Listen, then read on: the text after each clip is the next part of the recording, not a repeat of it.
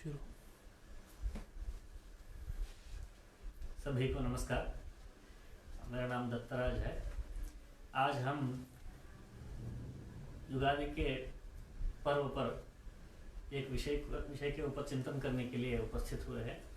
आज हमारे साथ भारतीय शिक्षण मंडल के अखिल भारतीय संगठन मंत्री श्री मुकुल कांटकर जी इस विषय पर प्रकाश डालने के लिए उपस्थित है। वे आज भारतीय कालगणना एवं नववर्ष इस विषय में हम सभी को मार्गदर्शन करेंगे।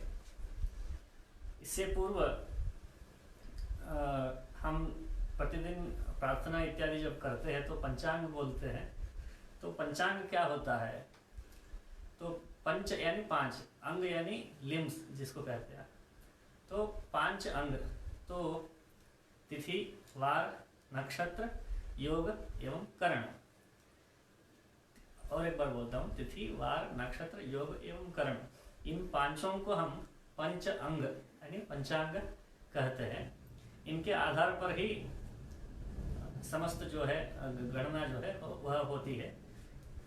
सामान्यतया हम पंचांग कहते ही जो पोथी होती है, पंचांग की पुस्तक होता है, उस पुस्तक को हम पंचांग ऐसा मानते हैं। पंचांग कहाँ रखा है ऐसा कोई पूछते तो हम अलमारी में रखा है ऐसा हम कहते हैं।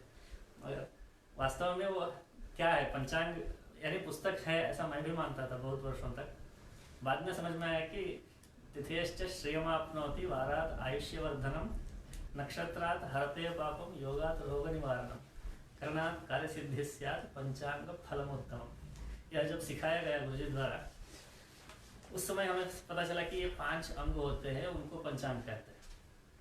तो विलंब न करते हुए आशा करता हूँ कि सभी लोग उपस्थित हो चुके होंगे। आदित्य जी देखिए कितने लोग उपस्थित हुए हैं।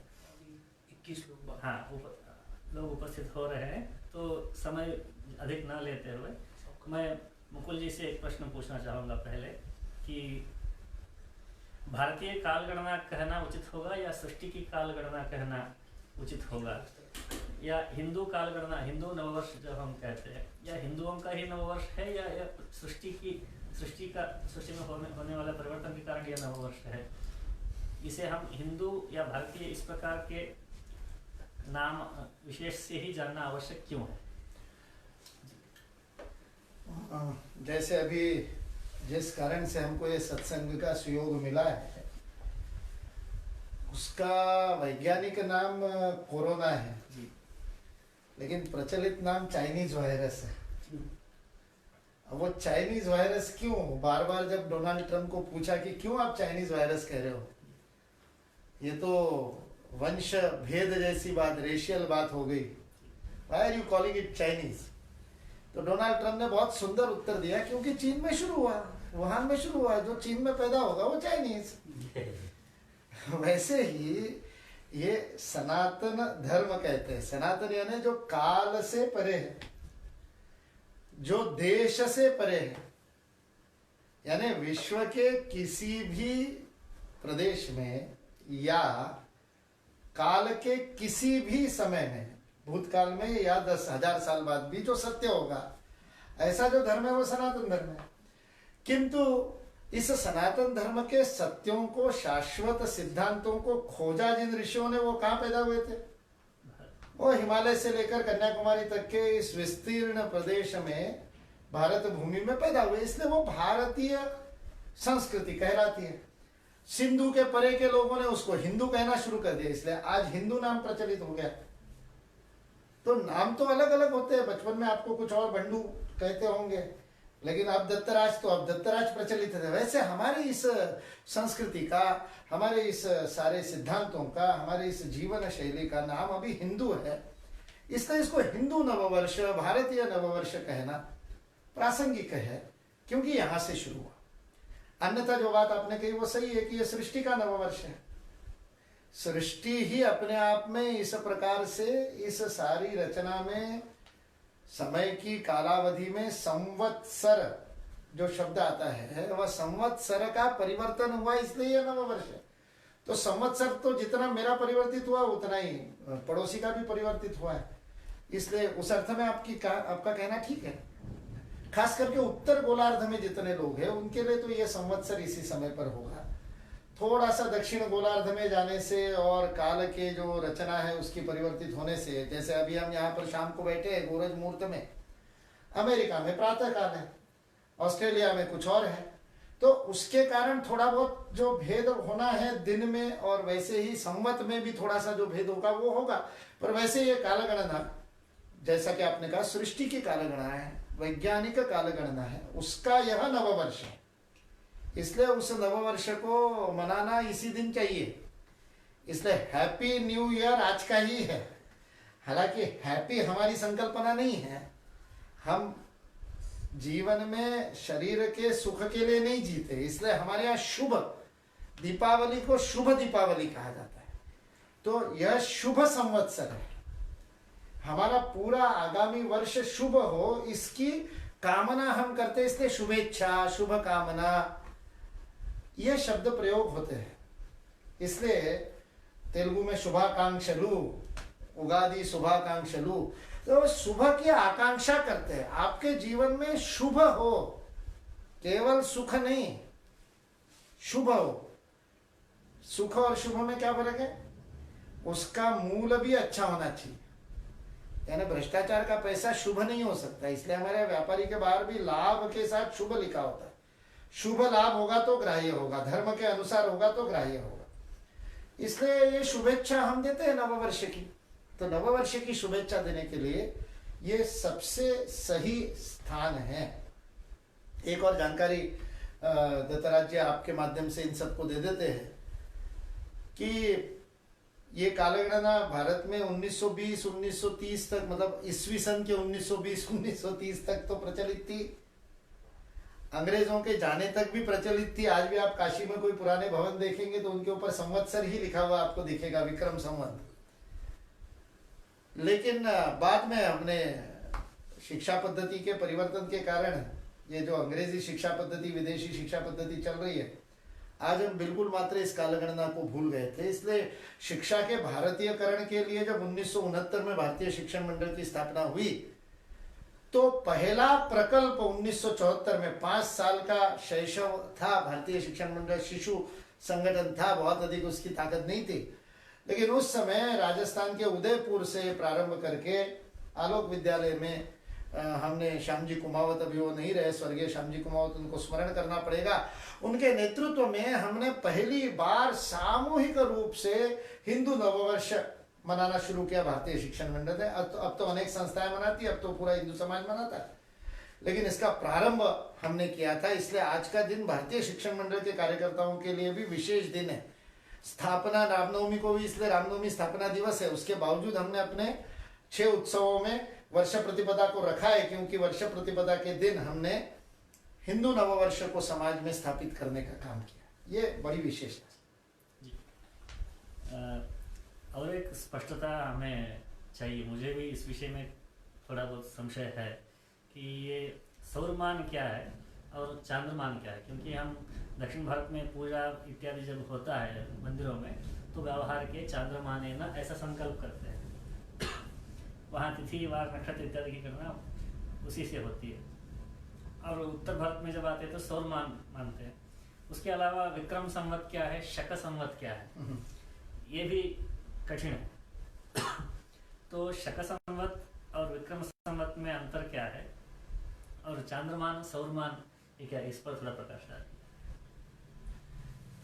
सृष्टि की कालगणना आपने कहा था, उसके अनुसार तो युग की कालगणना है, चतुर्युगी की कालगणना है। उसके अनुसार हमारा अभी कलियुग चल रहा है, उस कलियुग का कलियुगाब्द उसके 5122 वर्ष पूर्ण हुए, तो उसके कारण 5122 ये युगाब्द, ये सार्वकालिक सृष्टि की कालगणना है। इसलिए हमारी 21वीं सदी नहीं, हमारी 52वीं सदी है।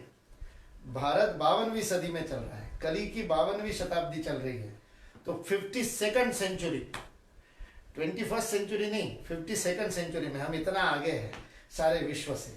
तो इसलिए ये उस अर्थ में ये कलियुगाब्द, ये वास्तविकता में जो आपने सृष्टि के संवत की बात की उसके अनुसार, फिर वो भी 28वां मनवंतर है, उसकी द्वितीय चतुर्युगी है, उस द्वितीय चतुर्युगी के 5121 वर्ष पूर्ण हुए, 5122वां शुरू हुआ। तो उस सारी कालगणना को देखेंगे तो लगभग 2 अरब 198 करोड़ से अधिक, लगभग 2 अरब की ये कालगणना है।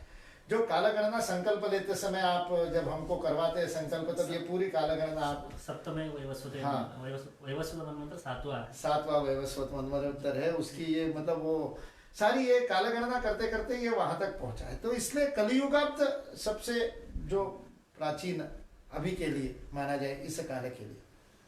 फिर उसके बाद विक्रमादित्य, ये जो बड़े बड़े राजा है, ये राजा लोग जब जिस समय राजाभिषेक उनका होता था, चक्रवर्ती सम्राट राजसूय यज्ञ करते थे, अश्वमेध यज्ञ करते थे, उसके बाद उनको शक या अपने नाम से संवत प्रारंभ करने का एक परंपरा थी भारत में।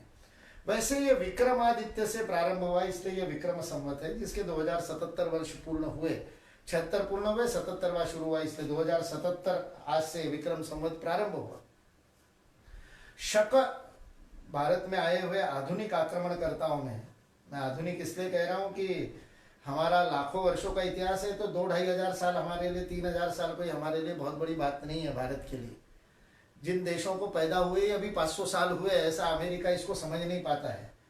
भारत को थोड़ा बहुत चीन समझ पाता है, क्योंकि वो भी 4-1 हजार साल पुराना है। लेकिन भारत तो हजारों नहीं लाखों वर्ष पुरानी ये संस्कृति होने के कारण हमको अभी अभी लगता है शक आए, हूण आए, कुषाण आए। इसलिए जब शालिवाहन राजाओं ने शकों को परास्त किया, और परास्त करके खदेड़ नहीं दिया, वापस नहीं भेजा, उनको आत्मसात कर लिया, आज वो शक भारत के अंग बन गए, उनके अपने देश में से समाप्त हो गए। जहां से वो आए थे सेंट्रल एशिया से, वहां उनका नामो निशान बहुत कम मिलता है। लेकिन हमारे यहाँ पर वो शक है, वो अपने पार्ट बन गया, आज हिंदू कहलाते हैं। आज आप शकों को अलग से नहीं ढूंढ पाएंगे अपने अंदर। तो उस समय जो प्रारंभ हुआ वो शक संवत है, वो ईसा मसीह के बाद में हुआ, इसलिए उसकी जो रचना है वो 1900 में ही अभी गणना चल रही है, 1966 शायद अभी पूर्ण हुए, तो वो शक संवत है। शिवाजी का जिस दिन राज्याभिषेक हुआ, शिव संवत भी प्रारंभ हुआ। ऐसे अनेक संवत है, विजयनगर ने भी अपना संवत शुरू किया था। ऐसे संवत शुरू करना ये परंपरा है, इसलिए विक्रम संवत अलग और ये मिलता है। दूसरा जो आपने चांद्रमान और सौरमान की बात की, चांद्रमास गणना और सौर्यमान गणना, ये भी अत्यंत वैज्ञानिक। आप समझिए हजारों वर्षों से भारत में खगोल विद्या का कितना ज्ञान होगा, जिससे ये हमको समझ में आए। काल गणना करने के लिए हमारे पास 2 आधार है। चंद्रमा पृथ्वी की प्रदक्षिणा करता है और पृथ्वी अपने चारों ओर घूमती है, जिसके कारण दिन होता है। पृथ्वी अपने चारों ओर घूमती है, इस कारण से दिन होता है। पृथ्वी सूर्य के चारों ओर घूमती है, इसके कारण से ऋतुएं होती है, सूर्य से उसकी दूरी और उसकी दिशा बदल जाने से। लेकिन चंद्रमा की गति रोज परिवर्तित जो होती है, उस चंद्रमा के गति के परिवर्तन का हमारे मनोभाव से लेकर हर बात पे परिणाम होता है। इसलिए चंद्रमा की कलाओं को समझना, कितना चंद्र प्रकाशित रहेगा, पूर्णिमा पे पूरा चंद्र प्रकाशित रहता है और अमावस्या पे पूरा चंद्र अप्रकाशित रहता है। चंद्रमा चला कहाँ गया? चला कहीं नहीं गया, वह सुबह सूर्योदय के साथ उसी पूर्व दिशा से उसका उदय हो रहा है। तो सूर्य का और चंद्र का उदय एक साथ होने के कारण अमावस्या के दिन रात को चंद्रमा दिखाई नहीं देता। अष्टमी के दिन वो आधे में उसका उदय होता है, इसलिए आधा दिखता है और आधे समय में दिखता है। पूर्णिमा के दिन यदि आप देखेंगे तो लगभग सूर्यास्त के समय, और खास करके शरद की जो पूर्णिमा होती है, इसलिए उसका महत्व है। और इधर माघ की पूर्णिमा, इन 2 पूर्णिमाओं में वह सारा जो अक्ष है, जो पृथ्वी का तिरछा अक्ष है, उसके कारण जो 27.5 दिन का चांद्रमास होता है, क्योंकि 27.5 दिन में ये पूरा हो जाता है। गणना के लिए 15 दिन हो जाते हैं एक पक्ष के, शुक्ल पक्ष यानी जिस दिन कला बढ़ती जाती है और पूर्णिमा में पहुंचता है, कृष्ण पक्ष यानी कला छोटी होती जाती है और अमावस्या में अंधेरा हो जाता है। अंधेरा होने वाला है, बढ़ने वाला है, इसलिए उसका नाम कृष्ण पक्ष है। धवलता बढ़ने वाली है, इसलिए उसका नाम शुक्ल पक्ष है। कहीं पर शुद्ध भी कहते हैं, वद्य भी कहते हैं, वद्य और शुद्ध भी कहते हैं। शुद्ध से सुदी और वद्य से वदी, ऐसी भी परंपरा आ गई। ये 2 पक्ष है पूर्णिमा अमावस्या से जुड़े हुए। ये 15-15 दिन के लगते हैं, लेकिन ये 30 दिन में नहीं होता, ये होता 27.5 दिन में। उस कारण से फिर वो पंचांग में वो तिथि का क्षय होता है, एक ही दिन अष्टमी नवमी आ जाती है, वो एडजस्टमेंट करना पड़ता है, क्योंकि एक तिथि पूरी 24 घंटे की नहीं है। इसलिए वो श्रौत और स्मार्त वाला भी होता है कि एकादशी दो दो कैसे मनाते हैं, तो भागवती लोग पहले मना लेते हैं और वो दूसरे दिन मनाते हैं, तो बोले दो दो एकादशी कैसे आ गई। तो सूर्योदय के साथ एकादशी कुछ लोग मनाते हैं, लेकिन वो एकादशी शुरू तो पहले ही हो गई थी, शुरू पहले, खास करके शुक्ल पक्ष की एकादशी, तो उस कारण से वो भेद बनता है। तो ये तिथि का भेद उस कारण से होता है, और ये बड़ा भ्रमित करता है। इसलिए लोग कहते हैं वो अंग्रेजी तिथि ठीक है, वो तो बराबर आता है, पूरा महीना होता है। अरे कहाँ पूरा महीना होता है, लीप ईयर क्यों करना पड़ता है। इस साल 29 फरवरी था, हर साल थोड़ी होता है 29 फरवरी, तो एडजस्टमेंट तो उनको भी करना पड़ता है, क्योंकि चंद्रमा और सूर्य अमेरिका के लिए, रोमन के लिए अलग नहीं हो जाएंगे ना, वो तो भारत के लिए जो है वही सबके लिए होंगे। भारत में उसका विज्ञान विकसित हुआ, तिथि का क्षय होता है, और फिर बाद में एक अधिक मास आता है, पुरुषोत्तम मास जिसको कहते हैं, 15 दिन का आता है, जिसके कारण वो एडजस्टमेंट होता है एक पक्ष का। ये जो सारी गणना मैंने बताई अभी तक, ये चंद्रमान की गणना है। चंद्रमा के अनुसार, उसकी कलाओं के अनुसार, प्रतिपदा से लेकर पूर्णिमा तक और प्रतिपदा से लेकर अमावस्या तक जो तिथियां होती है, उसके अनुसार दो पक्ष मिलाकर के एक चांद्रमास, ये दोनों को मिलाकर के जो होता है वो चांद्रमान पंचांग या चांद्रमान गणना कहते हैं। दूसरी तरफ सूर्य का राशि परिवर्तन होने के कारण सूर्य के अनुसार भी मास गणना होती है। इसलिए पता नहीं, मोदी जी को शायद पता भी नहीं होगा, लेकिन भारत में जो कुछ भी होता है वो दैवीय होता है, ईश्वरीय होता है, ईश्वरीय संकल्प से होता है। निमित्त कभी नरेंद्र मोदी बन जाते हैं, कभी कोई और बन जाता है। 21 दिन के लिए एकांतवास, कल बात चल रही थी लॉकडाउन के लिए क्या कहा जाए। समाचार वालों ने तो उर्दू पे बल देते हैं, तो उन्होंने तालाबंदी शब्द प्रयोग कर दिया, लेकिन ताला बंद करके नहीं, अपन तो खुले स्वेच्छा से बैठे। ताला बंद तो कोई और बाहर से ताला बंद कर दे और चाबी खो जाए तो वो तालाबंदी होगी, ये तो तालाबंदी नहीं है। स्वेच्छा से थोड़ा सा जो बाहर निकल रहे हैं उनको डंडे पड़ रहे हैं, जो स्वेच्छा से नहीं कर रहे उनको उनकी इच्छा प्रबल करने के लिए दंड देना पड़ता है, इच्छा में लाने के लिए, अनुशासन लाने के लिए। लेकिन ये स्वयं के रक्षा के लिए, राष्ट्र की रक्षा के लिए, समाज की रक्षा, आपात स्थिति में स्वयं का लिया हुआ एकांतवास है। उसकी घोषणा उन्होंने की आज रात 12 बजे से, जब उन्होंने कहा तो वो वर्ष प्रतिपदा की 12 बजे पिछली रात थी। तो ये वर्ष प्रतिपदा का हिंदू नववर्ष जो चांद्रमान के अनुसार प्रतिपदा होने के नाते है, और समाप्त किस दिन होंगे, 21 दिन। और ईश्वर की इच्छा हुई तो, इसलिए मैंने कहा ईश्वरीय संकेत है तो 21 दिन में निपट जाएगा, तो आगे शायद ना बढ़ाना पड़े। और यदि आगे ना बढ़ाना पड़े तो समाप्त जिस दिन होगा वो दिन है 14 अप्रैल। भारत के कई राज्यों में 14 अप्रैल को नववर्ष मनाया जाता है, बैसाखी मनाई जाती है।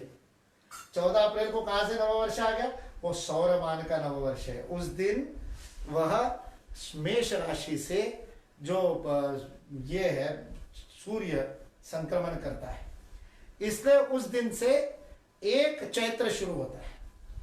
इसलिए आप नेपाल में जाएंगे तो नेपाल में ये कालगणना है, सौर कालगणना है। भारत का राष्ट्रीय पंचांग जो संविधान ने स्वीकार किया है वो सौर पंचांग है। परंपराएं दक्षिण उत्तर के अलग होगी। वो गुजरात में नववर्ष दिवाली के दूसरे दिन वाली प्रतिपदा को शुरू होता है। वो अयन का जो भेद है उसके कारण, वो पश्चिम में होने के कारण वो वहां से शुरू होता है। इसलिए वो दिवाली के दिन आपको शुभ दीपावली के साथ नववर्ष की बधाई भी देते हैं गुजराती लोग। आपको समझ में नहीं आता होगा ये अभी कहाँ नववर्ष दे रहे। हमारे यहाँ जो परंपरागत चलने वाला जो जिसको ये कहते हैं चौपड़ी कहते हैं, जो अकाउंटिंग है, उस अकाउंटिंग ईयर भी कई जगह पर दिवाली के बाद बदलता था और कई जगह पर ये चैत्र में बदलता था, जिसको अंग्रेजों ने उठा लिया तो अप्रैल का अभी अपना भी चल रहा है।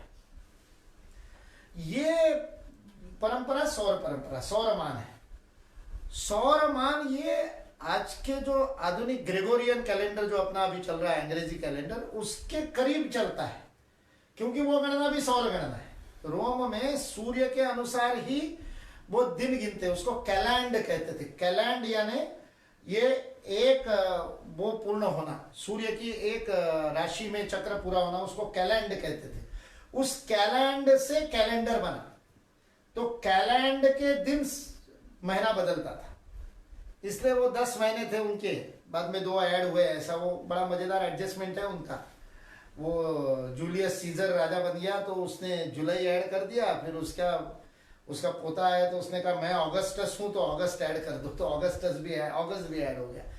इसलिए सितंबर 9वां महीना होते हुए भी उसका नाम सेप्टा यानी 7 है, वो 7वां महीना था, और 7वां महीना 9वां महीना हो गया क्योंकि बीच में ये 2 आ गए। ऑक्टा यानी 10 होता है, लेकिन ऑक्टा यानी 8 होता है, लेकिन अक्टूबर तो 10वां महीना है।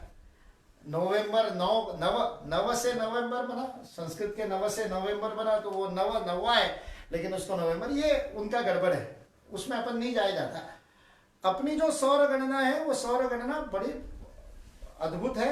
वो 30 दिन का महीना होता है, 1 चैत्र 1 वैशाख, तो 14 अप्रैल को 1 वैशाख शुरू होगा, वहां से वो वर्ष शुरू होगा, और पूरे साल भर में वह सौर गणना चलेगी। हमारा राष्ट्रीय पंचांग सौर गणना से चलता है, लेकिन मजेदार बात ऐसी है, हमारे संविधानकर्ताओं ने पता नहीं क्यों उस समय का आधुनिकतम होने के कारण स्वीकार किया होगा, लेकिन मुझे तो उसमें भी कभी कभी षड्यंत्र की बू आती है। कुछ कभी कभी ये जो सारे कॉन्स्पिरेसी थ्योरी वाले हैं उनको पढ़ता हूँ तो लगता है हाँ हो सकता है ऐसा भी कारण हो कि अंग्रेजी मानसिकता वालों ने अंग्रेजों के ईस्वी सन से छोटा रहना चाहिए, इसलिए शक संवत को राष्ट्रीय पंचांग में स्वीकार किया। इसलिए जब हम शिक्षण मंडल में आजकल सौर तिथि और विक्रम संवत लिखने लगे तो मेरे को लोगों ने टोका, सौर तिथि तो शक संवत के साथ लिखते हैं और इस विक्रम संवत के साथ तो अष्टमी नवमी ऐसी चंद्र तिथि लिखनी चाहिए।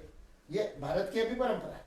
लेकिन आप नेपाल में जाओगे जहां पर आज भी भारतीय कालगणना ही काम में लेती है, वही पंचांग काम में आता है।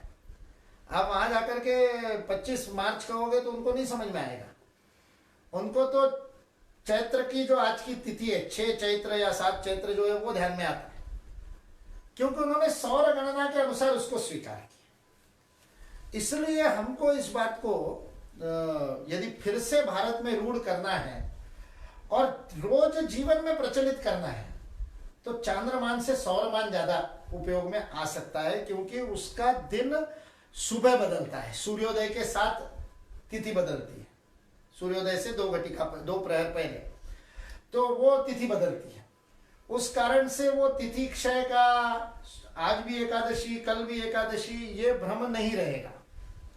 वो अपनी एकादशी के हिसाब से ही करना है और अष्टमी नवमी उसको बना करने को नहीं कह रहा हूं, लेकिन दैनिक अपने को विद्यालय किस दिन शुरू करना है तो विद्यालय की शुरुआत का दिन ज्येष्ठ 16 ये अधिक सहजता से प्रचलन में आ पाने वाली ऐसी कालगणना है।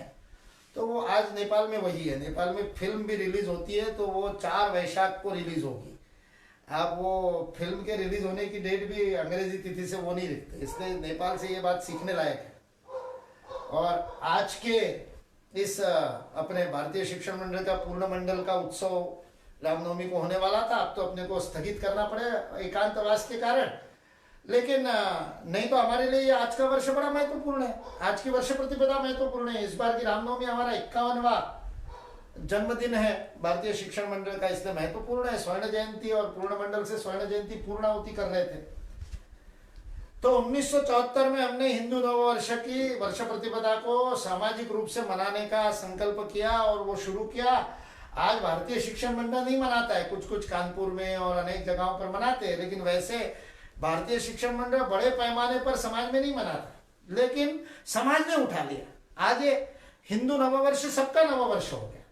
आज आपके व्हाट्सएप भरा पड़ा होगा नववर्ष की शुभेच्छाओं से। क्यों हुआ ये? हमने शुरू किया, समाज ने उठा लिया। यही तो काम करना है। आज के दिन भारतीय शिक्षण मंडल के कार्यकर्ताओं को एक नई चुनौती हम स्वीकार कर सकते हैं। क्या हम अभी भारतीय राष्ट्रीय पंचांग को विक्रम संवत के साथ भले ही करें, शक संवत के साथ करें, युगाब्द के साथ करना सबसे साइंटिफिक है, लेकिन सौर तिथि और युगाब्द क्या हम इसको प्रचारित कर सकते हैं, प्रचलित कर सकते हैं, उपयोग में ले सकते हैं? अंग्रेजी तिथि छोटे में लिखेंगे, नीचे लिखेंगे, बड़े में सौर भारतीय तिथि लिखेंगे। आज के नववर्ष के दिन यदि हम ऐसा संकल्प लेते हैं और अभी आज से जो हमने श्री राम जय जय राम का पुरस्चरण भी शुरू किया है सबने मिलकर के, ओम नमो भगवते वासुदेवाय भी कह रहे हैं, तो उस नारायण को हम प्रार्थना करें, हट करे। ध्रुव जैसे हट लेकर के बैठा था, तुम नहीं दिखोगे तब तक जप करूंगा। प्रहलाद ने भी यही जप किया था। हम भी बालक है, 51 वर्ष के बालक भारतीय शिक्षण मंडल, एक संगठन के नाते हम ऐसा हट कर सकते हैं क्या कि हम फिर से भारतीय काल गणना को रूढ़ करेंगे, प्रचलित करेंगे, केवल शादी ब्याह में, सत्यनारायण की पूजा में नहीं। विद्यालय में हमारे जितने शालेय प्रकल्प के साथी है, शाला के संचालकों के संचालक भारतीय शिक्षण मंडल के कार्यकर्ता है, विद्या भारती के अनेक मित्र हमारे मित्र हैं संचालक। हम हमारे विद्यालय का दिनचर्या, जो वर्ष भर की जो सारी चर्या है, वार्षिक जो उसकी गतिविधि है, वो जो पंचांग है विद्यालय का पंचांग, वो सौर भारतीय गणना से करेंगे। प्रतिदिन विद्यालय में उसका ही उपयोग करेंगे, अंग्रेजी तिथियों का उपयोग समाप्त करेंगे। हम में से कितनों को पता है कि विधिक रूप से, कानूनी रूप से, लीगली आप अपने चेक के ऊपर सौर तिथि लिख सकते हो, कानूनी रूप से, बैंक वाला मना नहीं कर सकता। अब उनको सॉफ्टवेयर ठीक करना पड़ेगा, वो अलग बात है बैंक का, लेकिन अपन प्रयोग करने लगेंगे तो सब ठीक होगा। करेंगे, नेपाल में करते हैं ना, करेंगे, ठीक करेंगे उसको। इसलिए यह पंचांग भी हम फिर से ले सकते हैं क्या, सौर पंचांग, क्योंकि वो सहज है, स्मरण रखने में सहज है। इसलिए उस राष्ट्रीय पंचांग को भारतीय शिक्षण मंडल का 2009 की हमारी राष्ट्रीय सभा में किया हुआ एक संकल्प है, प्रस्ताव है, जिसमें हमने कहा है कि हम राष्ट्रीय पंचांग को प्रचारित करेंगे। अब मैं उस शब्द को बदलना चाहता हूं, प्रचारित नहीं, प्रचलित करेंगे, उपयोग में लाएंगे। शिक्षण मंडल तो अपने कामों में उपयोग में लाएगा ही, हम जहां जहां जाएंगे वो बताएंगे। कल सुबह एकात्मता स्तोत्र से शुरू कीजिए, सौर तिथि, और फिर दिन भर वही सौर तिथि प्रयोग करना शुरू कर सकते। ये यदि करेंगे तो ये नववर्ष मनाना हमारा कुछ अधिक उपयोग का होगा, और हम जो करेंगे वो ज्यादा अधिक उपयोगी होगा, ऐसा मुझे लगता है।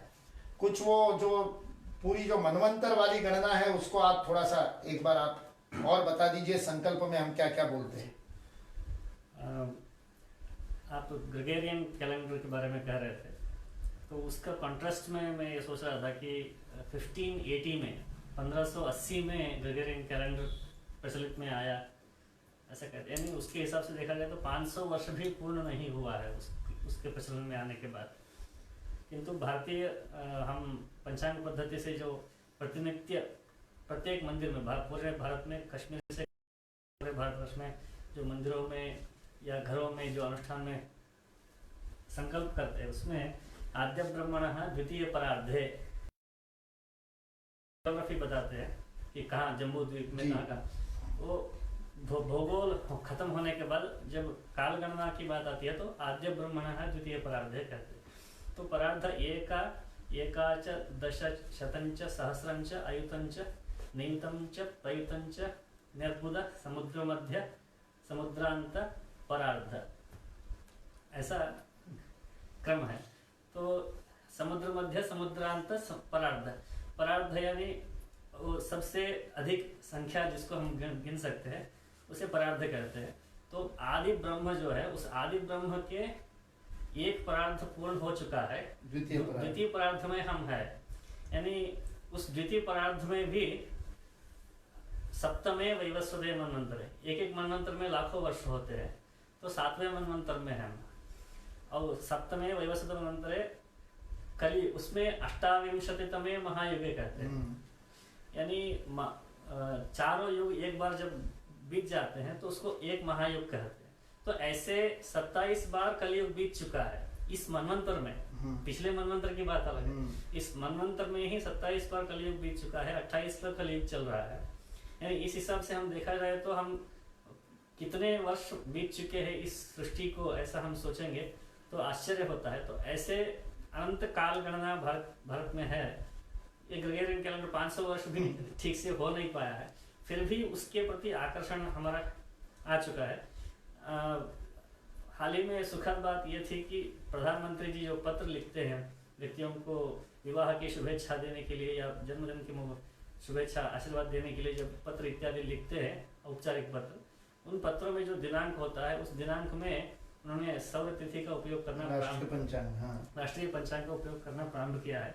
यदि राष्ट्रीय पंचांग है संवैधानिक रूप से और उसका उपयोग प्रधानमंत्री जी भी करते हैं और आप जैसे अभी कह रहे थे कि चेक में भी वो कानूनी रूप से स्वीकार्य ही है, तिरस्कार योग्य नहीं है, ऐसे में क्या ऐसा शिक्षा मंडल द्वारा अभियान हो सकता है या पॉलिसी चेंज हो सकता है जिससे शीघ्र ये प्रचलन में आ जाए? ऐसे क्या उपाय हो सकते हैं?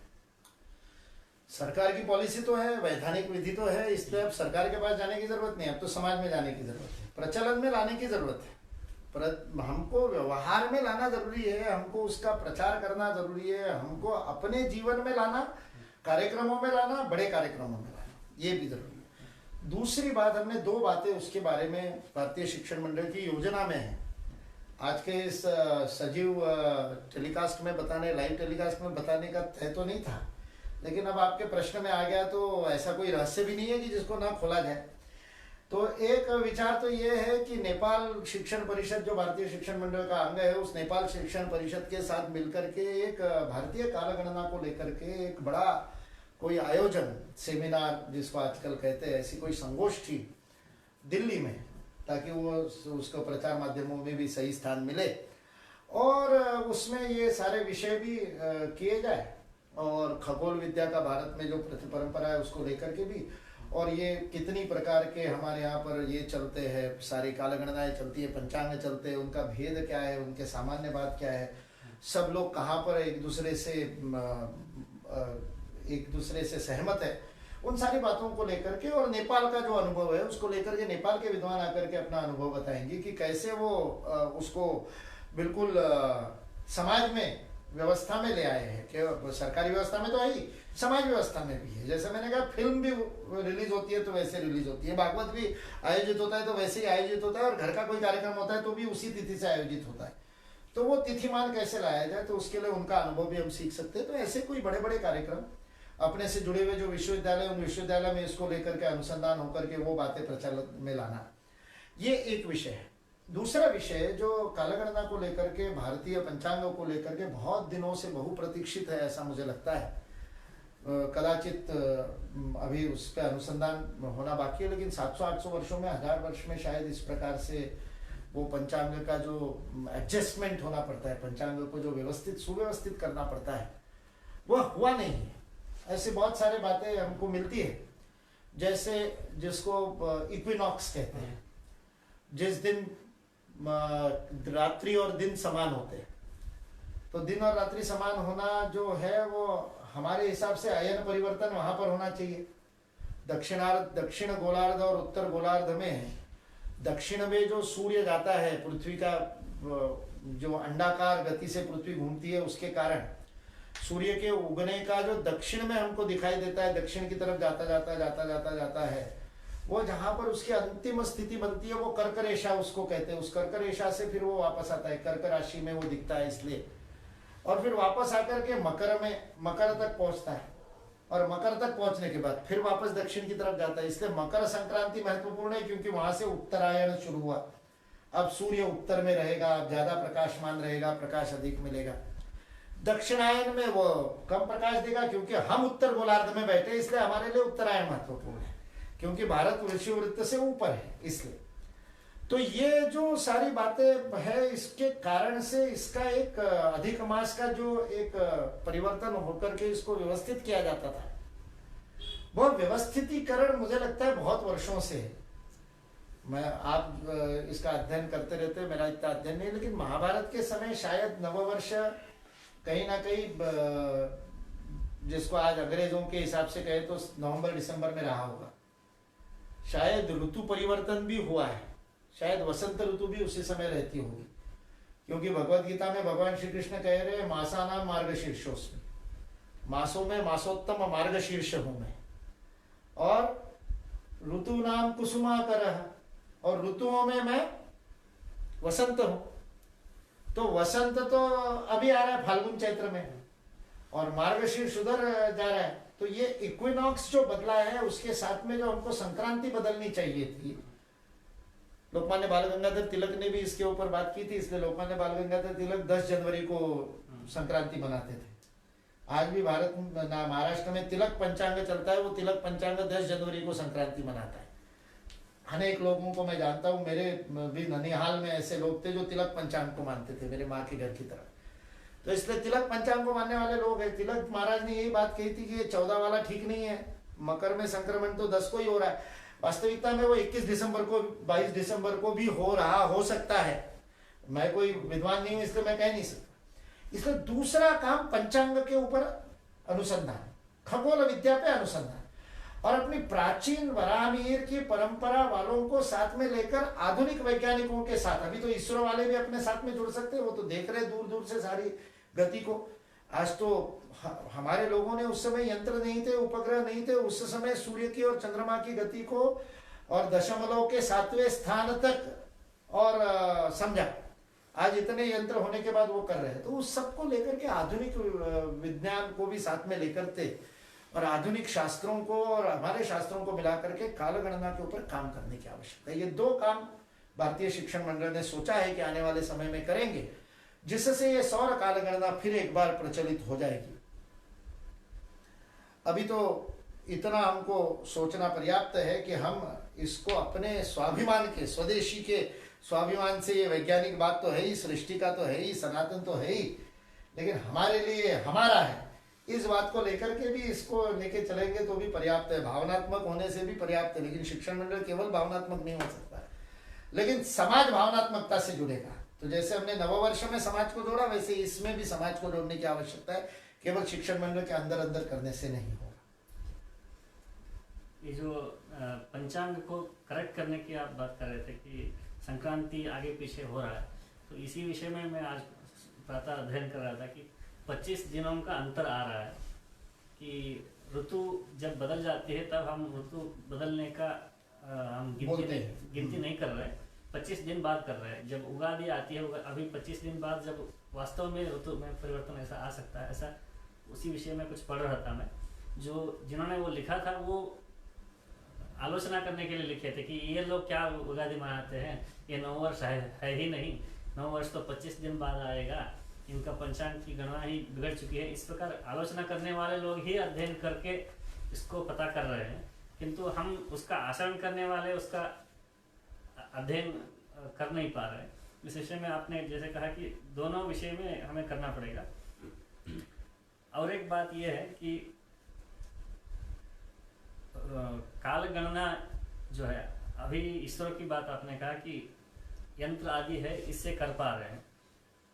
पिछले जमाने में जो ऋषि लोग थे उनको दिव्य दर्शन होता था, ऐसा कुछ लोगों का मानना है, या फिर उनको भगवान आके बताते थे ऐसे, या फिर ऐसे टेक्नोलॉजी उस समय में भी था, ऐसे लोगों का अलग अलग लोगों का अफवाह होते हैं कि हमारा देश जो है वो बहुत अच्छा है, प्राचीन लोग भी बहुत आगे बढ़े हुए थे, ऐसा बताने के लिए सब कुछ जो है वो पश्चिमी मापदंड से ही उसको माप के बताने का जो प्रवृत्ति टेंडेंसी जो है, उस टेंडेंसी के कारण ये क्लेम्स जो आते हैं, इस विषय में आपका क्या कहना है?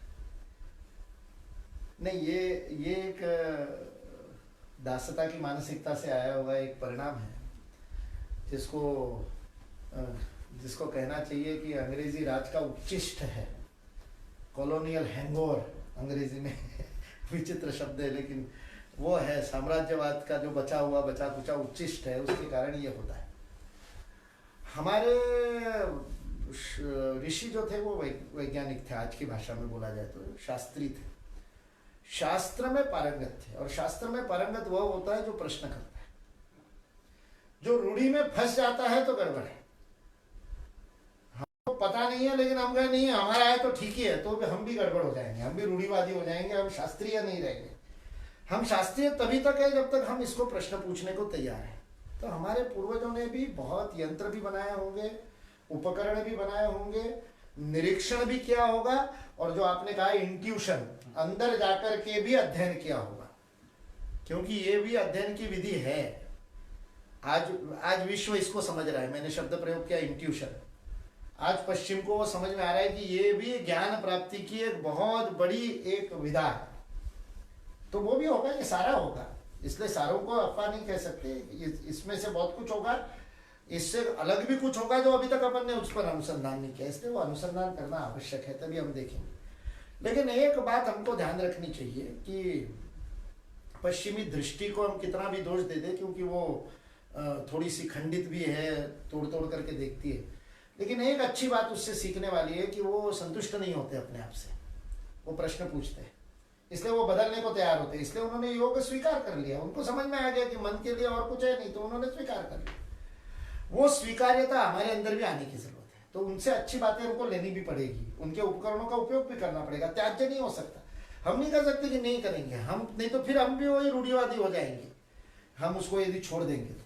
इसलिए पश्चिम के मापदंडों को स्वीकार मत करे भले ही, लेकिन पश्चिम के तंत्र को स्वीकार किया जा सकता है। मापदंड तो सार्वकालिक होने चाहिए, सनातन होने चाहिए, सार्वभौम होने चाहिए, पश्चिम के और पूरब के अलग अलग होने ही नहीं चाहिए। और मुझे लगता है थोड़ा सा आपस में बढ़ेगा तो वो आगे बढ़ेगा, तो उसमें एक सामान्य प्रमाण पूरा सनातन सार्वभौम, जिसको आजकल यूनिवर्सल कहते हैं, शब्द का अर्थ विचित्र है लेकिन ठीक है, और कोई शब्द नहीं, अंग्रेजी में तो ऐसे ही समझौता ही करना पड़ता है। तो ऐसा एक परिमाण भी बन सकता है जिससे विज्ञान और आगे बढ़ेगा, और उसके लिए अपन वैशेषिक आदि का अध्ययन जो कर रहे हैं वो उपयोग में लाएगा। जैसे हमने देखा वैशेषिक का थोड़ा सा अध्ययन करने से इंट्यूशन आने लगी, तो ये हमारे यहाँ ये परंपरा रही है इंट्यूशन से ज्ञान प्राप्ति की। लेकिन आज जो समाज के लिए इस आज के हिंदू नववर्ष के अवसर पर हम सब लोग भले ही अपने अपने घरों में बैठे, लेकिन घरों के ऊपर हमने भगवे ध्वज लगाए हैं, घरों के ऊपर गुड़ी लगाई है, इसको लेकर के भी अनेक प्रकार की विपर्याय खड़े करने का प्रयत्न हो रहा है। जैसे महाराष्ट्र में एक षड्यंत्र चला, और बाद में हमारे सिद्धराम भैरप्पा पाटिल ने, सोलापुर के जो पत्रकार है, उन्होंने पूरा अध्ययन करके उस बात को सिद्ध भी किया कि इस सब के पीछे ईसाई मिशनरियों का हाथ था। और संभाजी ब्रिगेड के नाम से लोगों ने कहना शुरू किया कि आज के दिन संभाजी का वध हुआ था, और औरंगजेब के सैनिकों ने संभाजी के भाले के ऊपर संभाजी का और मस्तक रखा था, और उसके लिए ये लोग गुड़ी उभारते। जबकि गुड़ी के वर्णन और पहले से आता है, शिवाजी ने स्वयं गुड़ी खड़ी की है संभाजी से पहले भी। लेकिन एक विपर्याय, एक भ्रम पैदा करना अपने उत्सवों के बारे में, इसका एक बहुत बड़ा षड्यंत्र चल रहा है। इसलिए नववर्ष मनाना कैसे, यह भी बहुत महत्वपूर्ण है। तो उसके वो जो दोनों तीनों प्रकार है, इस बार अपन एकांतवास में होने का कारण सामाजिक रूप से उत्सव के रूप में नहीं मना सके, नहीं तो उत्सव मनाना चाहिए। सुबह सूर्योदय के समय एकत्रित होकर के नृत्य, गायन, संगीत, आनंद, उल्लास, ये सब करना चाहिए। ये सामाजिक उसका जो एक स्वरूप है नव संवत्सर को मनाने का, नव वर्ष को मनाने का, उसके अनेक परंपराएं पुरातन भी है, नई भी हमने गढ़ी, और नई परंपराएं भी शुरू हुई, जिसका प्रारंभ जैसे मैंने कहा 1974 की वर्ष प्रतिपदा से भारतीय शिक्षण मंडल ने आलोक विद्या मंदिर उदयपुर में श्यामजी कुमावत के नेतृत्व में किया था। आजकल पूरे भारत में हो गया। विक्रमादित्य मेला शुरू हुआ कानपुर में, आज भी चलता है, 7-7 दिन का विक्रमादित्य मेला चलता है। ऐसे बहुत सारी परंपराएं प्रारंभ होती है और वो चालू होती है। ये सामाजिक रूप से उत्सव को मनाया जाना चाहिए, सकारात्मक रूप से मनाया जाना चाहिए, प्रातः काल मनाया जाना चाहिए। मैं ये वर्सेस वो में बहुत ज्यादा विश्वास नहीं करता हूँ, इसलिए वो नहीं वर्णन कर रहा हूँ कि वो रात को 12 बजे करते हैं, हमको सुबह करना चाहिए। वो करते हैं 12 बजे इसलिए नहीं, उनको भी सुबह करना चाहिए, उनको भी अपन सिखाएंगे ना, उनको भी सिखाएंगे 1 जनवरी सुबह मनाओ, सुबह मनाओ, शाम को गोरज मुहूर्त पे मनाओ, आधी रात को नहीं मनाओ, ये उनको भी सिखाएंगे। उनका ग्रेगोरियन कैलेंडर भी हम सुबह से शुरू करेंगे। कब होगा? जब हम शक्तिशाली होंगे। आपने कहा ना 500 साल हो गए, लेकिन ग्रेगोरियन कैलेंडर आज विश्व मान्य क्यों हो गया? क्योंकि शक्तिमान है। पहले इंग्लैंड शक्तिमान था, बाद में अमेरिका शक्तिमान है। जो शक्तिशाली होता है उसको मानते हैं। आज चीन ने शक्ति बना ली, तो कोरोना वायरस के लिए उन्होंने चीनी मेडिसिन, जो आयुर्वेद का ही एक रूप है, जो बौद्धों के साथ वहां पर गया था, जड़ी बूटी से बना हुआ, और एक्यूप्रेशर और एक्यूप्रेशर, उसका उपयोग किया, सरकार ने किया। भारत में लोग उसके बारे में बोलते हैं तो हम उसको कहते हैं दकियानुसी बात कर रहे हो, आयुर्वेद की बात मत करो, योग की बात मत करो। क्यों? क्योंकि ये दासता की मानसिकता है। जब विजय की मानसिकता होगी, हम विश्व में सर्वोत्तम है, ये मानसिकता आ जाएगी, तो हमारी बात भी विश्व मानेगा। तो हमारी ये वैज्ञानिक है, इसलिए विश्व नहीं मानेगा। वैज्ञानिक होने के साथ साथ हमको शक्तिशाली होना भी आवश्यक है। इसलिए सामाजिक प्रगतिकरण बहुत जरूरी है। दूसरा है अपने परिवार में, जो आज भी हमने किया, कुछ ऋतु परिवर्तन होता है, उसके लिए खान पान की बात होती है कि उस दिन नए कोपल आए हुए होते हैं तो नीम के पत्ते के कोपल खाओ, कुछ मीठा खाओ। अब ग्रीष्म ऋतु आने वाली है, लू चलने वाली है, होली के बाद से ही गर्मी आना शुरू हो गया, तो इस संक्रमण काल में बहुत सारे रोग आते हैं। उन रोगों प्रतिरोध के लिए ये परंपराएं विकसित हुई, ये खाओ वो खाओ। उन परंपराओं की वैज्ञानिकता को समझ करके उसका पालन करना, वैज्ञानिकता नहीं समझे तब तक पालन जरूर करना, पालन करते करते वैज्ञानिकता खोजना। वैज्ञानिकता नहीं पता इसलिए छोड़ नहीं देना, ये तो वही मूर्खता होगी कि मोबाइल का साइंस पता नहीं इसलिए मोबाइल प्रयोग नहीं करूंगा। कितनों को पता है कि VLSI टेक्नोलॉजी क्या होती है? वेरी लार्ज स्केल इंटीग्रेशन से माइक्रो चिप बनती है, माइक्रो चिप, और वो हजारों माइक्रो चिप एक साथ इंटीग्रेट करते हैं तब जाकर के मोबाइल की चिप बनती है। पता है क्या? नहीं पता। अब कल कोई कह दे कि जिसको मोबाइल का साइंस नहीं पता उसको मोबाइल नहीं प्रयोग करना, तो वही बात तो अपन अपनी परंपराओं के बारे में कह रहे हैं ना, कि तिलक क्यों लगाना पता नहीं इसलिए तिलक नहीं लगाता। अरे तिलक लगा और पता कर क्यों लगाना चाहिए, दोनों काम कर। विज्ञान पता नहीं इसलिए परंपरा को, टेक्नोलॉजी को नहीं छोड़ सकते। विज्ञान परंपरा नहीं, ये टेक्नोलॉजी है। वैसे ही सामाजिक स्तर पर, पारिवारिक स्तर पर, व्यक्तिगत स्तर पर हमारे घरों में परंपरा है, आज के दिन पूरा पंचांग लिखा जाता है, नई वही लिखी जाती है, उस वही के ऊपर बाजार भाव लिखे जाते हैं। गेहूं का भाव क्या है, चावल का भाव क्या है। वो हमारे लिए इकोनॉमिक ईयर भी था, नववर्ष, आर्थिक नववर्ष भी था। तो धर्म अर्थ काम मोक्ष चारों को लेकर के नववर्ष मनाए जाते हैं, उसकी परंपरा है। अलग अलग जगह पर अलग अलग परंपरा है, उत्सव मनाया जाता है। और फिर जो मेरा प्रिय विषय है, प्राण विद्या से भी इसका संबंध है। और नीम और गुड़ खाते, नीम और गुड़ खाते हैं, कहीं पर मिश्री खाते हैं, कहीं पर वो ये बतासे जैसा बनता है, शमी पूजा करते हैं। ये सारे के पीछे प्राण विद्या, उस प्राण विद्या पर भी अध्ययन करने की आवश्यकता है। हमारे आयुर्वेद में ऋतुचर्या और दिनचर्या दोनों का महत्व है। तो आज के दिन ऋतुचर्या का परिवर्तन होता है। एक और वर्ष प्रतिपदा का महत्व है, जिसको आज के दिन याद करना चाहिए। हमारे यहाँ किसी शुभ कार्य, अभी अपन ने शुभ और अशुभ की बात की थी, शुरुआत वहीं से की थी तो समाप्त भी वहीं से करते हैं। इसलिए शुभ संवत्सर, शुभ उगादि, शुभ गुड़ी पाड़वा, हैप्पी नहीं, केवल हैप्पी होने से काम नहीं चलेगा। वह हैप्पीनेस शुभ है कि नहीं है, अच्छे से आई है कि नहीं है। भांग खाने के बाद भी आदमी हंसते ही रहता है, तो हैप्पी तो वो भी होता है लेकिन शुभ नहीं है। चरसी का हैप्पीनेस शुभ नहीं है, हैप्पीनेस है लेकिन शुभ नहीं है। सुख है, आनंद है, लेकिन उसमें धर्म नहीं है, शुभ नहीं है, कल्याणकारी नहीं है। ना उसका कल्याण करता है, ना प्रकृति का कल्याण करता है, ना समाज का कल्याण करता है। शुभ है यानी वैसा होना चाहिए। इसलिए हमारे यहाँ पर ये पंचांग की बात चल रही, तो उस पंचांग में एक शब्द बहुत प्रयोग होता है, मुहूर्त। मुहूर्त यानी वह भी काल के मापन का है। जैसे आजकल अपन सेकंड मिनट कहते हैं, वैसे मुहूर्त है, घटिका मुहूर्त। इसलिए मुहूर्त देखना लोग कहते हैं, मुहूर्त देखना नहीं है। मुहूर्त तो सारे ही है, दिन भर 24 घंटे मुहूर्त ही बदलता रहता है। मुहूर्त बदल करके ही वह घटिका बदलेगी, फिर प्रहर बदलेगा, उसी से 45 मिनट में वो तो बदलेगा ही। मुहूर्त बदलना कोई बड़ी बात थोड़ी है। लेकिन मुहूर्त खोजने का मतलब है शुभ मुहूर्त खोजना, जिस समय प्रकृति में प्राण की जो शक्तियां कार्य कर रही है वह शुभ कार्य को पोषक है। शुभ कार्य को पोषक होगी तो दोनों इंजन गाड़ी के एक तरफ लगने से गाड़ी की गति अच्छी चलेगी। बाकी कोई मुहूर्त गड़बड़ नहीं है। अशुभ मुहूर्त पर भी अच्छा शुभ कार्य तो कभी भी कर सकते 24 घंटे में, लेकिन शुभ मुहूर्त देखे बिना करोगे तो थोड़ी शक्ति, थोड़ा पुरुषार्थ ज्यादा लगाना पड़ेगा, थोड़ा परिश्रम ज्यादा करना पड़ेगा। इसलिए गणना आती है, इसलिए ज्ञान है, तो शुभ मुहूर्त ढूंढ लो, ऐसा कहते हैं। ये शुभ मुहूर्त देख करके शादी का मुहूर्त होता है, उपनयन का मुहूर्त होता है, पूजा का महत्व होता है।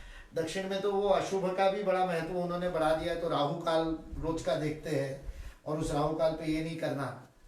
नेपाल वगैरह में यहाँ तक है कि किस मुहूर्त पर उत्तर में प्रवास करना, किस मुहूर्त पर दक्षिण में प्रवास करना, तो उसका भी मुहूर्त देखते हैं।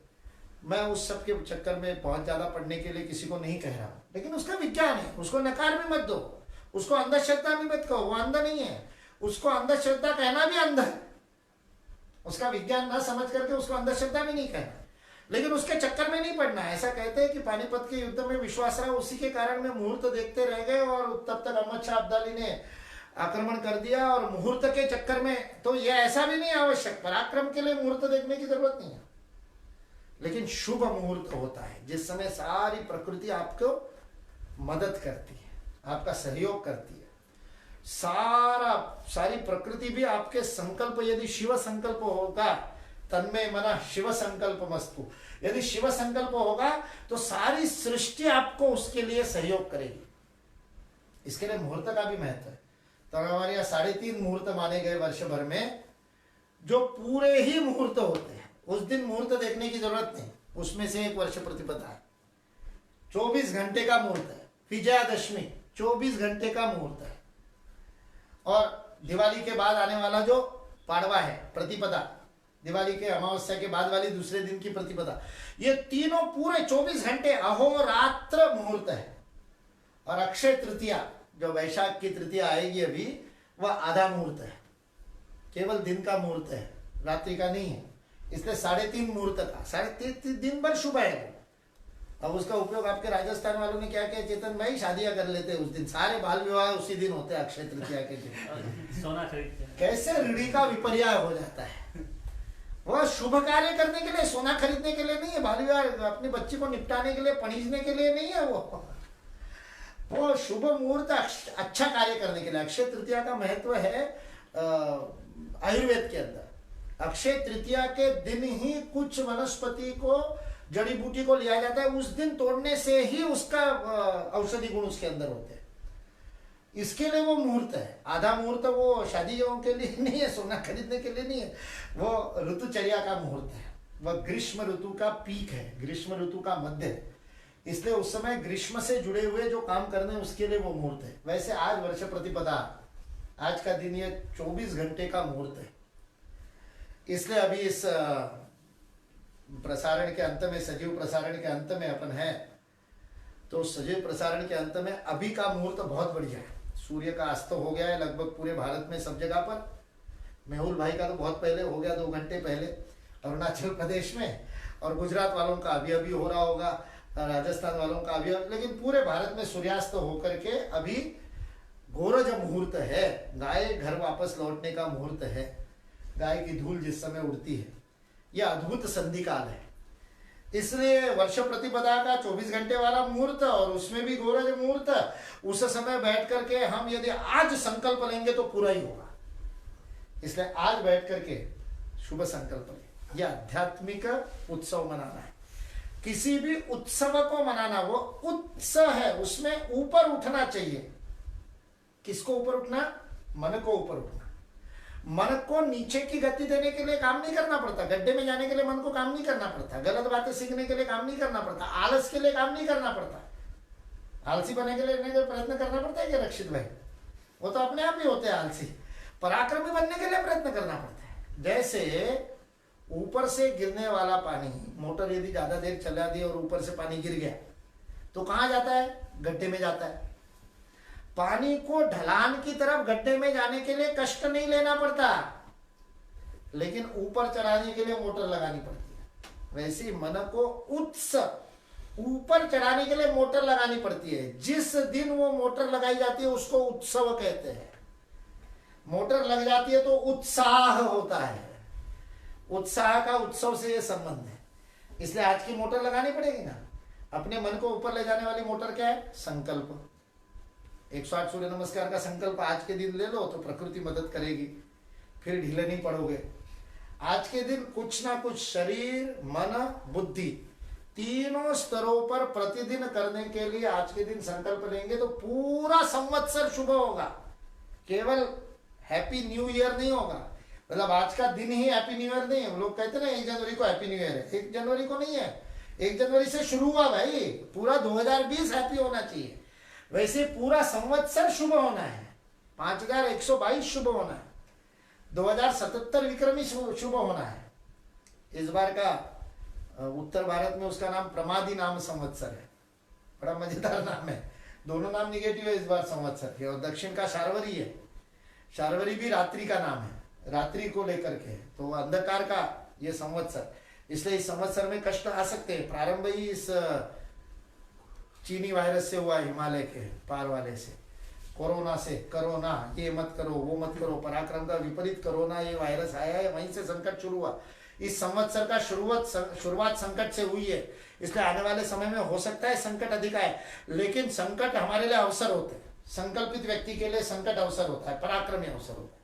एक मेजर के पास जाकर के उसके सैनिकों ने कहा कि हमको चारों तरफ से शत्रु सेना ने घेर लिया है, और कोई होता उत्साह नहीं होता, उत नहीं होता, मन नीचे होता तो कहता अरे बाप रे चारों तरफ से गिर गए। उसने कहा बहुत बढ़िया है, अब तो अपन किधर भी मार सकते हैं। जब चारों तरफ से गिर गए तो किधर भी मार सकते हैं, ये होता है उत्साही सेना नायक।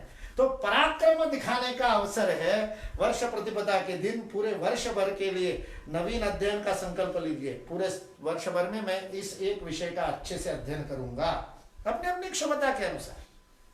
कोई ना कोई प्रतिदिन शारीरिक करने का संकल्प लीजिए। सूर्य नमस्कार का जैसे मैं आग्रह हमेशा करता हूं, तो मैं तो वो करता ही रहूंगा।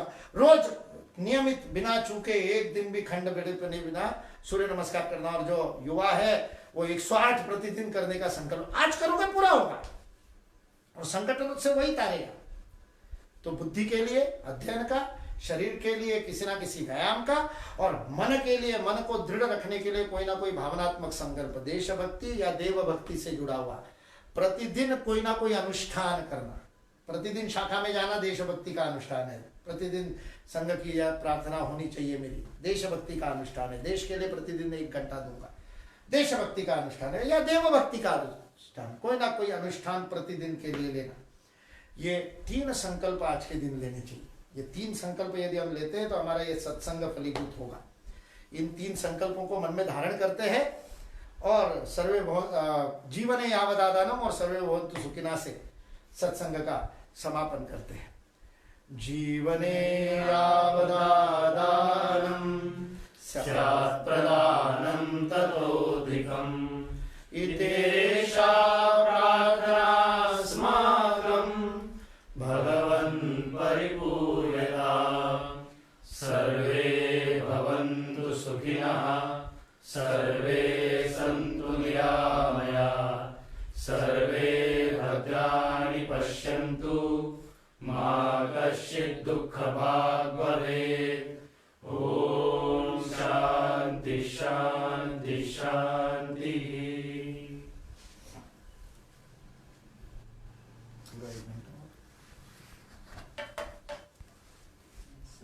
एक सेकेंड, क्या हुआ?